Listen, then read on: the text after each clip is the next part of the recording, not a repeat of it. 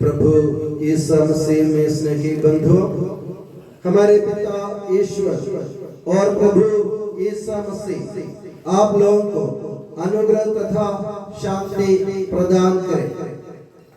बड़े हर्षोल्लास के साथ आज समस्त कैथोलिक कलीसिया एक महान संत का पर्व मना रही है।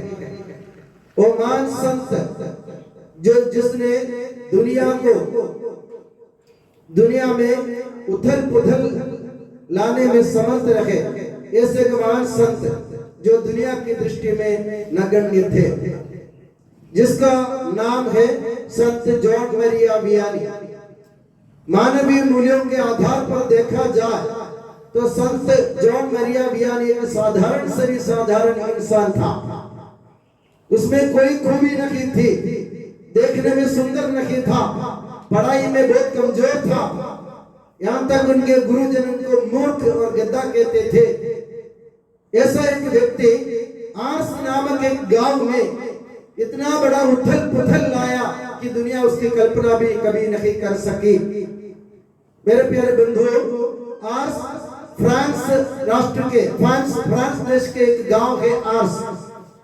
उस आर्स देश में, आर्स गांव में कोई पुरोहित या कोई फादर जाना पसंद नहीं करता था। कारण यह था, आर्स गांव के लोग बहुत कुकर्मी थे, वे पापी थे, वे हमेशा बुराई के रास्ते पर चलते थे, वे ना ईश्वर से डरते थे और न किसी इंसान से। उनके जीवन में कोई भलाई नहीं थी। जो फादर उधर जाते हैं उनको एक हफ्ते के अंदर, एक महीने के अंदर वहां से भागना पड़ता था, क्योंकि वे लोग उनको भी सताते थे। ऐसी एक हालत में संत जॉन मरिया वियानी, जैसे मैंने कहा, जो दुनिया की दृष्टि में नगण्य है, जिसमें कोई खूबी नहीं है, जो देखने में सुंदर नहीं है, पढ़ाई में समर्थ नहीं है, कोई चतुराई नहीं था उनमें, नहीं थी उनमें, ऐसे एक व्यक्ति को फ्रांस के बिशप जी ने आर्स नामक गांव में भेजने का निर्णय लिया और उन्होंने निश्चय किया कि संत जॉन मरिया वियानी को आर्स में भेजूंगा। तो सब फादर लोगों ने उनका विरोध किया। आप ये कैसे पागलपन की बात कर रहे हैं, क्योंकि आपने नगण्य है, कुछ भी कोई काम का नहीं है, ना चीज है, तो इससे कोई काम बनता नहीं है, तो आप इनको क्यों भेज रहे हैं? बिशप जी ने कहा, ईश्वर का हाथ और ईश्वर की शक्ति उसके ऊपर जरूर है, मैं इसको जानता हूँ भली भांति। कारण क्या था? बिशप जी के ऐसा कहने का मतलब क्या था? जब जॉन मरिया वियानी सेमिनारी में यानी पढ़ाई करते समय उनके गुरुजनों ने बहुत बार उन्होंने निश्चय किया, फैसला किया, ये आगे पढ़ने के लिए लायक नहीं है, ये बुद्धू है, ये गोबर गणेश है, उसको आगे भेजने से कोई मतलब नहीं, इसको सेमिनारी से वापस रवाना कर दिया जाए। मगर उनके जो रेक्टर, उनके जो अधिकारी थे, उन्होंने देखा संत जॉन मरिया वियानी घंटों तक पवित्र रोजनी माला हाथ में लेते हुए परमप्रसाद के सामने बैठकर लंबी देर तक घुटने में हाथ फैलाते हुए ईश्वर के सामने माता मरियम की रोजनी माला बोला करता था। उनको उससे कोई रोक नहीं सकता था। घंटों तक घुटने पर और हाथ फैलाते हुए ये कोई साधारण इंसान नहीं कर सकता है, परंतु उनके अधिकारी ने उनको ऐसा करते देख लिया कई बार। तो उन्होंने दूसरे लोगों से, उनके जो साथ में जो फादर लोग काम कर रहे थे, उन्होंने उनको बताया, जॉन मरिया वियानी ये माता मरियम का बहुत बड़ा भक्त है, और माता मरियम ये सब मसीह की माता, सब कृपा उनसे उनको सबरदान से उनको भर दिया है, इसलिए आगे जाने के लिए लायक है। तो उनके अधिकारी ने उनको आगे जाने दिया। वो बिशप जी को ये बात अच्छी तरह मालूम थी, इसलिए बिशप जी ने भी उनको आर्स नामक गांव में भेजने के लिए निर्णय किया था। और पहला दिन जब वे आर्स जा रहे थे, संत जॉन मरिया वियानी को यह भी मालूम नहीं था कि आर्स नामक गांव का रास्ता कहां से कैसे जाना है। रास्ते में एक लड़का मिला उसको, उसने संत जॉन मरिया वियानी ने उस लड़के से पूछा, तुम मुझे आर्स नाम का गांव का रास्ता बताओ। तो उस लड़के ने उनसे पूछा, मुझे क्या मिलेगा वापस, मैं अगर आपको रास्ता बताऊंगा? तो जॉन मरिया वियानी ने उनसे कहा, उस लड़के से कहा, अगर तुम गांव का रास्ता बता दोगे, मैं तुम्हें स्वर्ग का रास्ता बता दूंगा। देखो एक फादर का काम ये होता है, स्वर्ग का रास्ता, ईश्वर के पास जाने का रास्ता, ईश्वर के पास जाने की राह मार्ग दूसरों को दिखाना एक फादर का काम होता है, और कोई साधारण मनुष्य से काम नहीं होगा।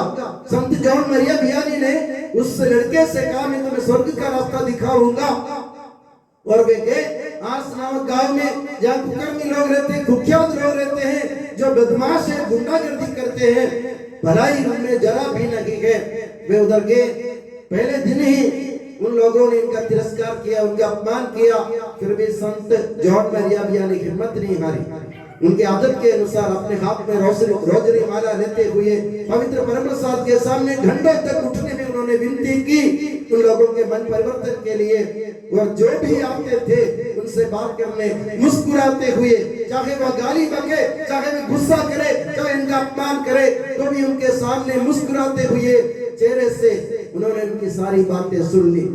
धीमे धीमे उन्होंने उनके मन में घर बनाया, लोगों के मन में घर बनाया, क्योंकि लोगों ने देखा ये आदमी, ये जो फादर नया आया है, वो हमको सुनने के लिए तैयार है, हमारी तकलीफ हल करने के लिए तैयार है, हमारी मुसीबत में हमें हाथ थामने के लिए तैयार है, हम गिर रहे हैं तो हमको उठाने के लिए तैयार है, और हमको गिरने से बचाने के लिए वो हमारे साथ चलने के लिए तैयार है। एक फादर का काम ये होता है, सबका साथ और सबके हाथ पकड़कर लोगों को ढारस बंधाना, चाहे कुछ भी हो जाए मैं तुम्हारा साथ नहीं छोड़ूंगा। प्रभु यीशु मसीह का वादा है, प्रभु यीशु मसीह ने शिष्यों से कहा था इस संसार के अंत तक मैं तुम्हारा साथ रहूंगा, मैं तुम्हारे साथ रहूंगा, तुम्हारा साथ नहीं छोड़ूंगा।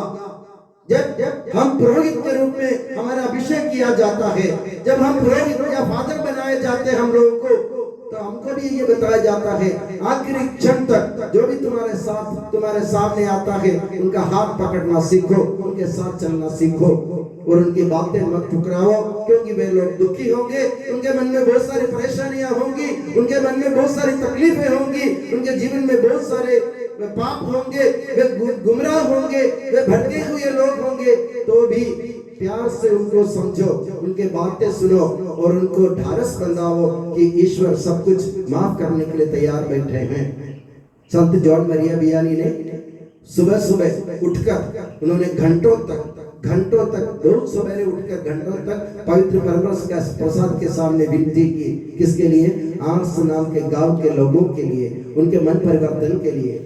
और जब लोगों ने देखा, सुबह बहुत सवेरे लोगों ने देखा कि बहुत सवेरे चर्च में मंदिर में लाइट दिख रही है, और लोगों ने जिज्ञासा के कारण देखा, जाके देखा तो उन्होंने पाया कि संत जॉन मरिया वियानी घंटों तक अपने घुटने पर हाथ फेराते हुए विनती कर रहे माता मरियम से, प्रभु यीशु मसीह से। किसके लिए? गांव के लोगों के लिए, उनके प्रॉब्लम्स के लिए, उनके जीवन में जो तकलीफ उनको हल करने के लिए, उनके मन परिवर्तन के लिए। धीमे धीमे लोग आकर अपने पाप उनके सामने स्वीकार करने लगे, और ऐसे बताया गया है कि संत जॉन मरिया वियानी 24 घंटे भी पवित्र पाप स्वीकार पीढ़िका में, यानी तो लोगों के पाप स्वीकार सुनने के लिए बैठे रहते थे। उनको कोई तकलीफ नहीं होती थी, वे कभी थकते नहीं थे। आप लोगों को मालूम है, हम जो फादर हैं, हमको ये दूसरों के पाप स्वीकार सुनने का अधिकार दिया गया है, तो मैं खुद अपने बारे में बयान दे सकता हूँ। 5 मिनट, 10 मिनट, 15 मिनट बाद हम बेचैन होते हैं, लोग आते जाते हमको पाप सुनाते, बैठे बैठे हम थक जाते हैं।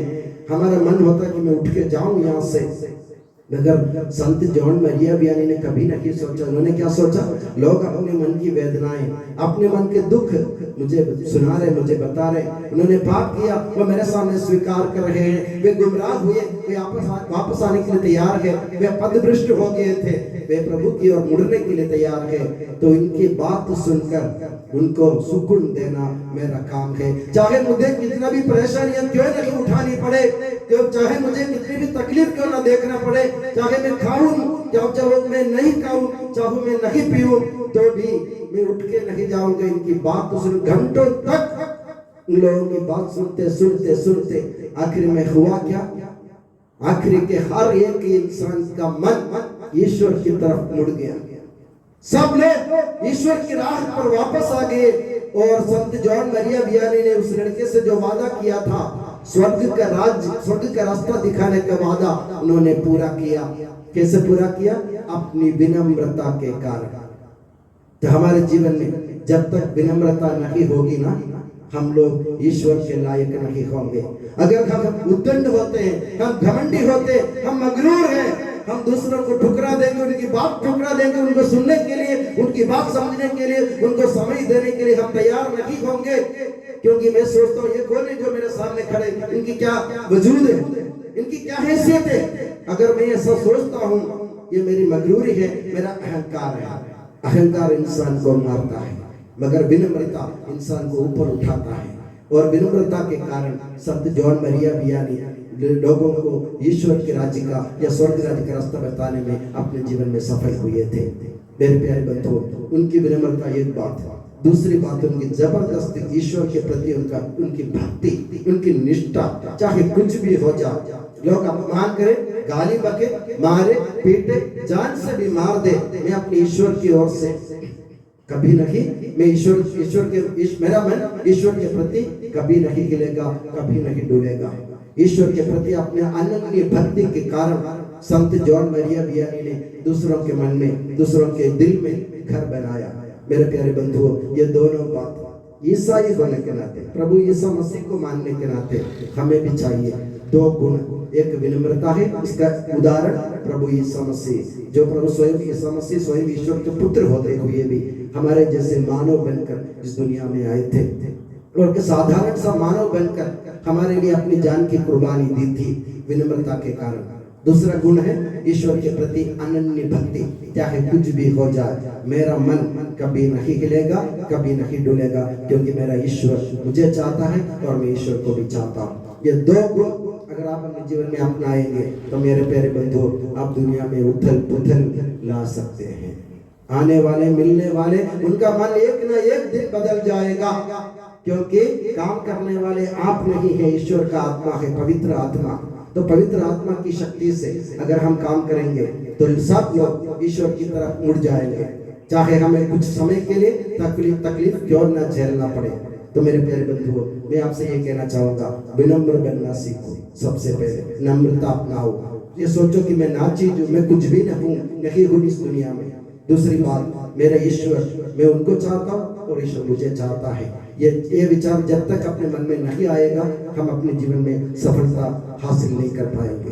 तो मेरे प्यारे बंधुओं, आज संत जॉन मरिया वियानी के त्योहार बनाते वक्त हम प्रभु से ये दुआ मांगे, हमें विनम्र बनना सिखाए। और दूसरी बात, ये आपके प्रति, ईश्वर के प्रति हमारी निष्ठा अटल हो, अटूट हो। और हम दुनिया भर के आज कैथोलिक के लिए सभी जितने भी फादर हैं, इन सब के लिए प्रार्थना करें, क्योंकि संत जॉन मरिया वियानी पुरोहितों के यानी फादर लोगों के मध्यस्थ जाने जाते हैं, माने जाते हैं। और उस संत के नाम पर हम प्रभु से विनय करें कि सभी फादर लोगों को संत जॉन मरिया वियानी जैसे एक ऐसा हृदय दे जो दूसरों के प्रति पिघल जाए, और जिसका मन ईश्वर के प्रति अटल हो, और जिसके मन में जिसके जीवन में जबरदस्त विनम्रता हो।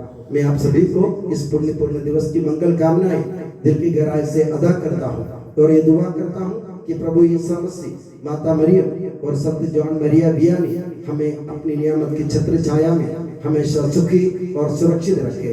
पिता, पुत्र और पवित्र आत्मा के नाम पर आमीन।